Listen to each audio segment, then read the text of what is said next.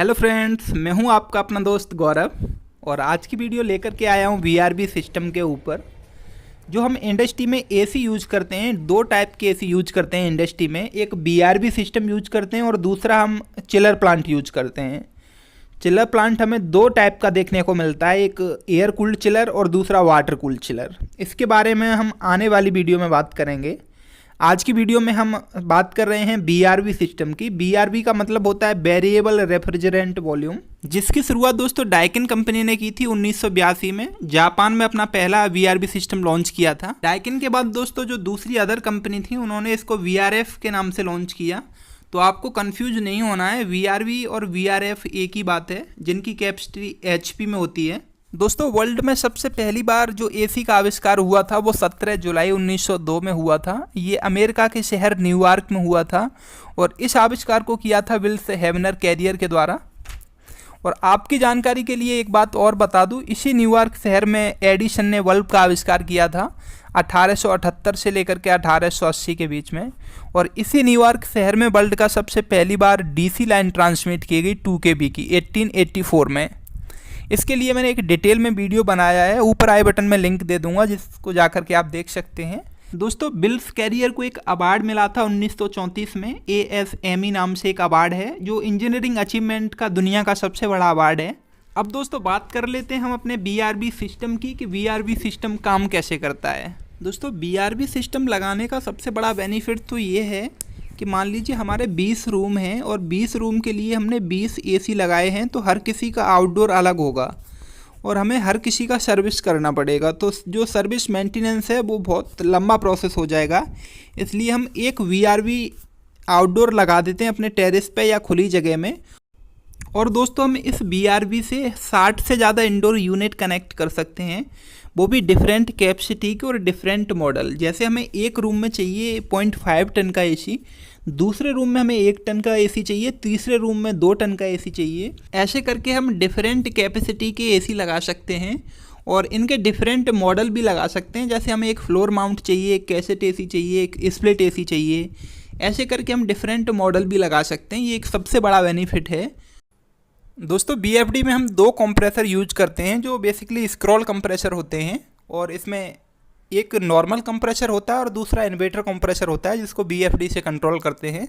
अब आपके मन में एक क्वेश्चन और आ रहा होगा कि कंप्रेसर कितने टाइप के होते हैं। तो यहाँ कंप्रेसर के टाइप मैं आपको डिस्प्ले पे दिखा देता हूँ। नेक्स्ट आने वाली वीडियो में डिटेल में बात करूँगा। बीएफडी में एक एक्यूमुलेटर लगा होता है और 2 ऑयल सेपरेटर लगे होते हैं, जैसा कि मैं आपको डिस्प्ले पे दिखा रहा हूँ। अब जो दोस्तों हमने अपने फ्लोर पे एसी लगा के रखी हैं, चाहे वो हमने स्प्लिट एसी लगाई हो, कैसेट एसी लगाई हो या फिर एफसीयू लगाया हो, उन सभी एसी के डिस्चार्ज लाइन जाती है हमारे एक्यूमुलेटर में। दोस्तों एक्यूमुलेटर का काम होता है कि मान लीजिए हमारी किसी एसी के ऊपर लोड नहीं है और उसका जो रेफ्रिजरेंट है वो लिक्विड फॉर्म में आ रहा है, तो उसको गैस फॉर्म में कन्वर्ट करता है। अब जो दोस्तों हमारे एक्यूमुलेटर से रेफ्रिजरेंट निकलेगा, ये हमारे कंप्रेसर के सक्शन लाइन में जाएगा। कंप्रेसर इस रेफ्रिजरेंट को कंप्रेस करेगा। अब जो दोस्तों हमारा रेफ्रिजरेंट है, ये high pressure high temperature vapour refrigerant बन जाता है, जिसको हम अपने ऑयल सेपरेटर में लेकर के जाते हैं। क्योंकि रेफ्रिजरेंट के साथ ऑयल की कुछ बूंदें जाती हैं जो ऑयल सेपरेटर में नीचे जम जाती हैं, और जो ऑयल सेपरेटर में नीचे जम जाता है उसको वापस हम अपने कंप्रेसर में भेज देते हैं। और ऑयल सेपरेटर से जो रेफ्रिजरेंट है ये हमारे जाता है कंडेंसर में। कंडेंसर पर सेम टाइम फैन चलता रहता है, जिससे कि इसको लिक्विड फॉर्म में कन्वर्ट किया जाता है। और कंडेंसर से रेफ्रिजरेंट निकलने के बाद हमारे ड्रायर फिल्टर में जाता है, और वहाँ से निकलने के बाद ये लिक्विड फॉर्म में कन्वर्ट हो जाता है प्रॉपरली, और फिर जाता है ये हमारे जो हमने इंडोर यूनिट लगा के रखे हैं। इंडोर यूनिट पे प्रत्येक के पास हम एक इलेक्ट्रॉनिक एक्सपेंशन बाल लगा के रखते हैं, जिससे जितनी हमें ज़रूरत होती है उतना रेफ्रिजरेंट हमें सप्लाई किया जाता है इंडोर यूनिट को। मैं दोस्तों प्रैक्टिकली आपको दिखा देता हूँ, आउटडोर यूनिट पर लेकर के चलता हूँ बीआरबी के, वहाँ आपको सब कुछ दिखाता हूँ प्रैक्टिकली।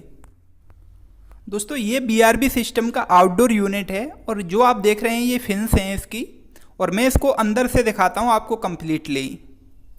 ये जो आप देख सकते हैं मेरे डिस्प्ले पे, ये फिन्स नज़र आ रही हैं आपको कम्प्लीटली, और ये है इसके रेफ्रिजरेंट के पाइप हैं बहुत सारे।